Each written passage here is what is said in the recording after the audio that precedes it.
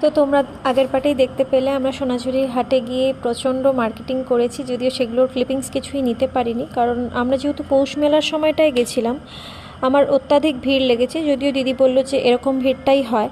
আচ্ছা চলো আমাদের বেসুরো গলায় একটু গান শুনে নাও তোমরা। চিলে কোঠায় তোমায় দেখেছিলাম ঝুল বারান্দাটায়, কত ভুল চোখ এঁকেছিলাম। চিলে কোঠায় তোমায় দেখেছিলাম ঝুল বারান্দাটায়, কত ভুল চোখ এঁকেছিলাম। চেয়েছি যতবারই। তো এখন আমরা সোনাঝুরির হাট থেকে ঘোরাঘুরি করে অনেক কিছু কিনেছি, সেগুলো আমি তোমাদের সাথে শেয়ার করব। তারপরে হচ্ছে এখন আমরা একটু টিফিন করে দোলনায় ঘুরতে এসেছি ঠান্ডায়। না, তুই মাঝখানে বাদ দিয়ে দিলি অনেক কিছু।